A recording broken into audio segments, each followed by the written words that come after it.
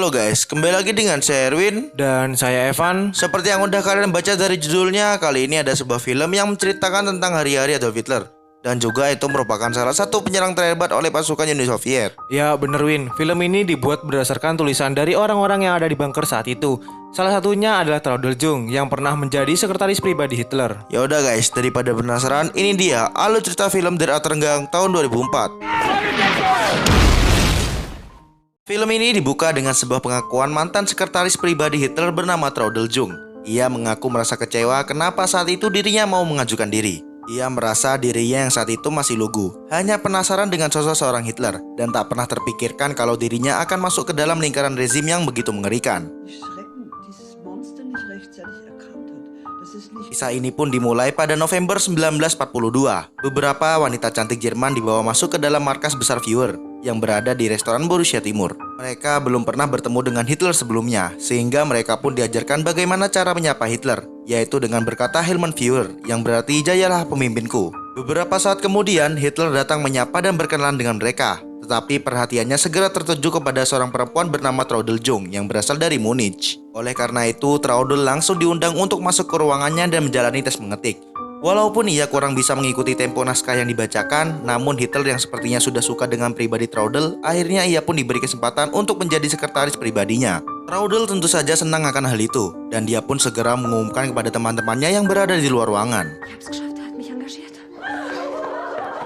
2,5 tahun kemudian, di hari ulang tahun Hitler atau tepatnya pada tanggal 20 April 45, Uni Soviet memberikan kejutan dengan serangan artileri. Serangan itu tentu saja membuat para staf kaget, terutama yang berada di dalam bunker, dan juga Hitler yang langsung marah-marah menanyakan soal serangan itu. Jenderal Wilhelm menjelaskan kalau saat ini Uni Soviet sudah mulai menyerang Berlin dan juga telah berhasil menguasai beberapa wilayah terdekat. Kabar itu diperkuat juga dengan laporan dari Conner, yang menjabat sebagai Kepala Staf Umum Angkatan Udara Nazi. Ia mengatakan kalau Uni Soviet saat ini sudah menduduki kota Marzan. Mendengar hal itu, emosi Hitler semakin naik guys, karena nyatanya kota itu hanya berjarak sekitar 12 km saja dari Berlin. Hitler begitu kecewa dengan semua anak buahnya. Tak ada satupun yang berinisiatif melaporkan serangan Uni Soviet yang semakin mendekat. Karena keadaan saat itu semakin menyudutkan pihak Nazi, Hitler pun langsung mengadakan pertemuan. Sebelum Hitler datang, para jenderal yang hadir tampak terbagi menjadi dua pihak, yaitu pihak yang siap terus berperang dan pihak yang ingin menyelamatkan diri. Seperti salah satunya bernama Himmler, yaitu komandan pasukan SS dan ajudannya yang bernama Viglen. Himmler tahu kalau serangan Uni Soviet tidak bisa ditahan lagi. Ia yang tak mau dikonyol dan demi kepuasan Nazi tetap bertahan, ia menyarankan agar Viglen memuju Hitler untuk keluar dari Berlin. Sesaat kemudian Hitler pun masuk ke ruangan, dan seluruh orang langsung menyapanya dengan sapaan khas Nazi. Setelah pertemuan usai, diputuskanlah kalau Berlin akan menjadi kota pertahanan terakhir. Para tentara segera membuang dan membakar semua berkas-berkas penting dari seluruh kementerian dan juga departemen. Seorang dokter bernama Profesor Gundersen yang tak ikut pertemuan merasa tak setuju, karena kantor yang diurusnya dikosongkan.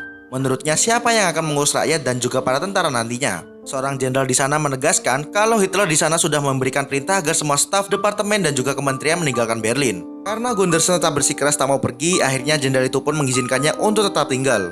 Die entsprechenden Vollmachten sind sofort auszustellen. Sebelum para petinggi departemen dan kementerian meninggalkan Berlin, Himmler sempat kembali mengingatkan agar Hitler segera meninggalkan Berlin. Menurutnya ini saat yang tepat untuk menghubungi sekutu dan menjalin kerjasama politik. Namun Hitler menolak guys, dan sudah tidak mau lagi bermain politik. Setelah pertemuan itu, Hitler pun melihat replika bangunan yang direncanakan akan menjadi tampilan Jerman setelah perang usai. Hitler begitu berambisi akan tetap membangun Jerman seperti apa yang ia impikan selama ini. Saat itulah Viglen kembali berusaha membujuk Hitler dan mengatakan agar semua mimpi itu terlaksana, maka Hitler lebih baik segera keluar dari Berlin. Usulan itu juga didukung oleh Theodor dan juga temannya yang menjelaskan lagi kalau Berlin saat ini sudah hampir terkepung. Namun lagi-lagi guys, Hitler menolak. Ia tak mau menjadi pengecut dan akan tetap di Berlin untuk menyelesaikan setiap permasalahan yang ada.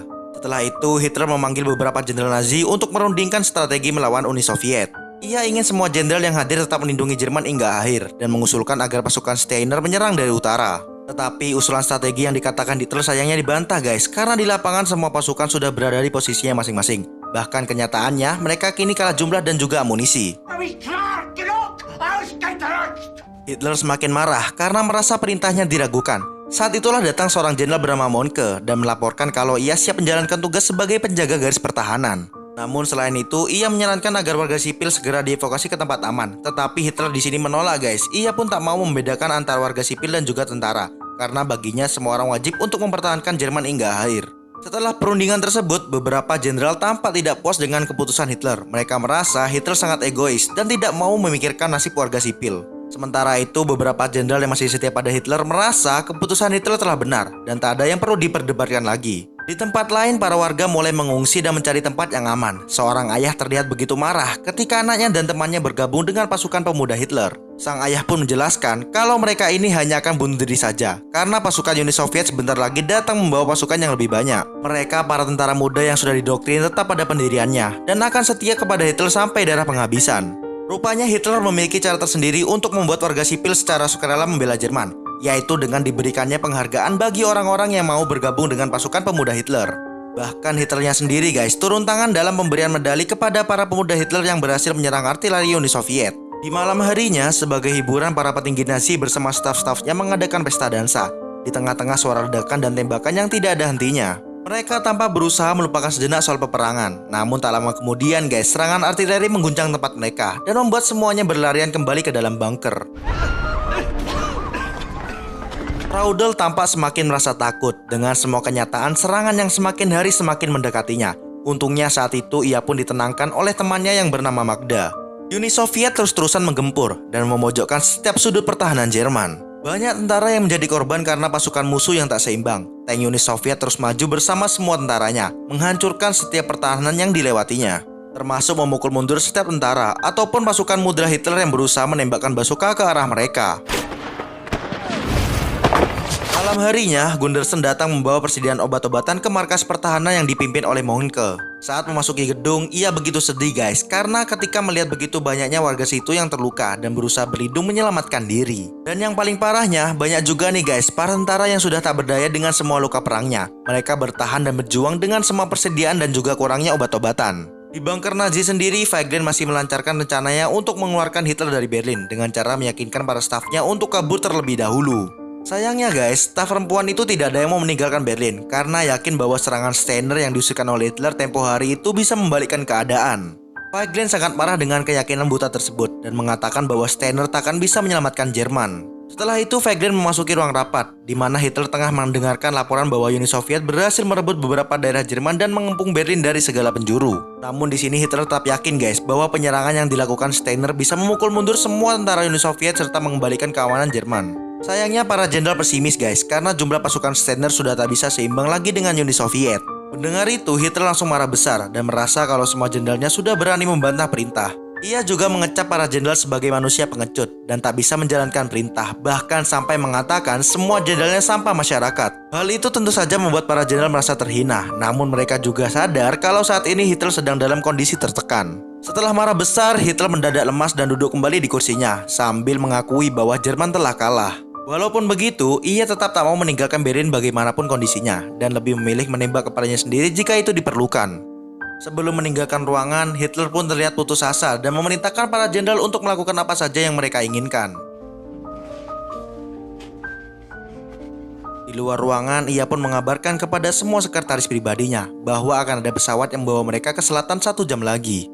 Namun Eva dan juga Traudel menolak dan memilih untuk berada di samping Hitler. Perintah terakhir tadi tentunya membuat para jenderal kembali berdebat. Satu sisi merasa Hitler sudah tak mampu memimpin dan menyarankan agar lebih menyerah saja. Di sisi lainnya merasa kalau Hitler sedang dalam kondisi tertekan dan harus setia mempertahankan Nazi. Prächtig. Und wenn er sich gefangen hat, wie geht's dann weiter? Warte. Keiner hier kann ihn ersetzen, keiner. Beberapa saat kemudian, Komandan Mohnke melapor kepada Perdana Menteri kalau warga sipil yang terdiri dari lansia dan anak-anak sudah tidak mampu lagi melakukan pertahanan ataupun menyerang Uni Soviet. Namun Perdana Menteri tak peduli dan tak ada sedikit pun merasa kasihan. Menurutnya walaupun mereka harus mati sia-sia, tapi itu sesuatu yang harus dikorbankan demi mempertahankan Jerman. Di dalam bunker sendiri, Hitler yang telah putus asa mengundang para staf perempuannya ke ruangannya. Ia tidak memberikan hadiah ataupun penghargaan, melainkan sebutir pil berisi beracun apabila mereka ingin mati dengan terhormat. Hitler pun menyesal sangat tidak bisa memberikan yang terbaik bagi wanita-wanitanya tersebut. Pada tanggal 23 April 1945, Hitler dan semua jajaran stafnya telah kehabisan seluruh kepercayaan diri mereka. Satu persatu dari mereka membuat surat wasiat sebelum memutuskan untuk mati. Dimulai dari Eva Braun dan juga istri dari Menteri Goebbels. Bukan mereka saja guys, di luar semua tentara juga sudah tampak pasrah dengan semua penyerangan yang ada. Beberapa pejuang bahkan rela mati dibunuh temannya sendiri. karena sudah tidak ada harapan lagi untuk menyerang ataupun mempertahankan daerahnya. Di tengah keputusannya itu, Linger menerima telegram dari Jenderal Gory yang ingin mengambil alih pemimpinan karena menganggap Hitler sudah tak mampu lagi memimpin Nazi. Hitler sangat marah dengan isi telegram tersebut dan menganggap Jenderal Gory harus segera dieksekusi mati. Tak hanya itu guys, satu persatu stafnya yang lain juga mengkhianatinya. Dimulai dari Jenderal Himmler yang mengajukan tawaran untuk menyerah pada musuh secara diam-diam. Hal itu tentu saja membuat Hitler sangat merasa kecewa guys, karena Himmler adalah orang kepercayaannya. Selanjutnya ia memerintahkan agar Himmler dieksekusi dan ingin berbicara dengan Wegener. Tetapi rupanya Wegener juga telah melarikan diri dari bunker. Hitler pun kemudian memerintahkan agar Wegener dicari untuk dieksekusi.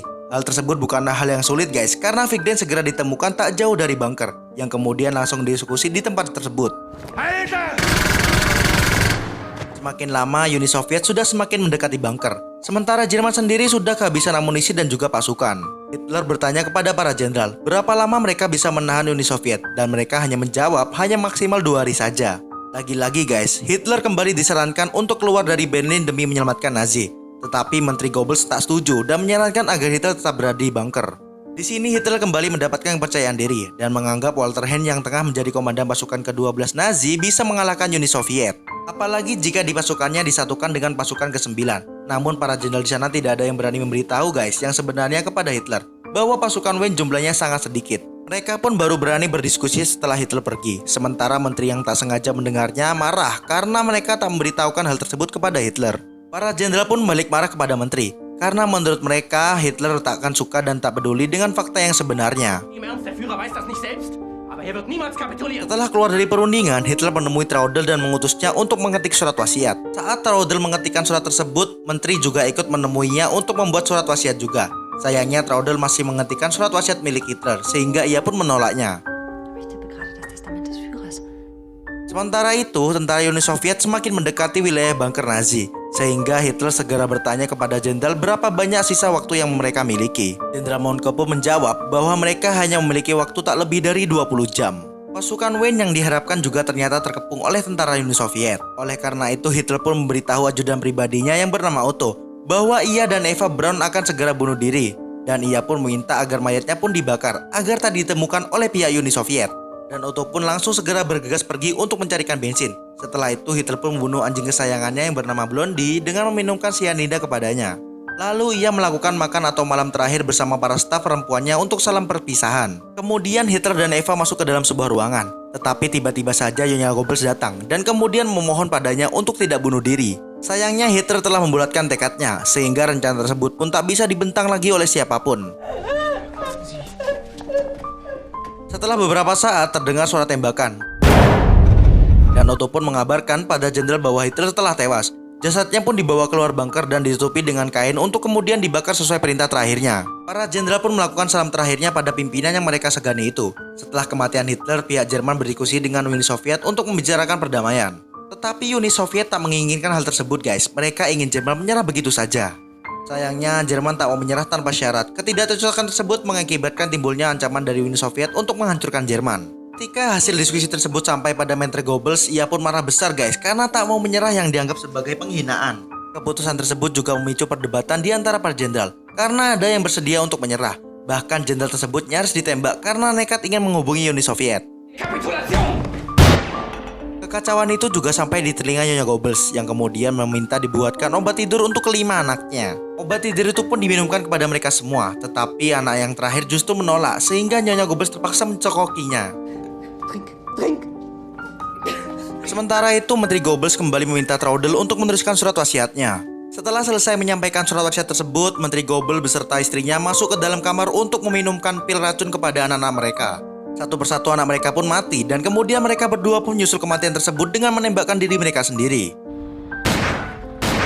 Sementara itu, para staf yang masih ada di dalam bunker bersiap untuk melarikan diri agar tidak dibunuh oleh tentara Uni Soviet. Kematian Hitler pun diumumkan kepada seluruh penduduk Berlin. Para tentara Nazi diutus untuk menghentikan serangan agar tak memperpanjang penderitaan rakyat. Para staf yang kabur dari bunker pun pergi dan memilih jalan pintas agar tidak ditemukan oleh tentara Uni Soviet. Mereka pun berbaur dengan warga sipil, namun beberapa dari mereka diantaranya tidak mau berbaur sehingga ditembaki oleh tentara Uni Soviet. Traudel sendiri ikut dalam kelompok tersebut dan suatu ketika ia pun digandeng oleh seorang anak sehingga ia pun tidak dicurigai oleh tentara Uni Soviet.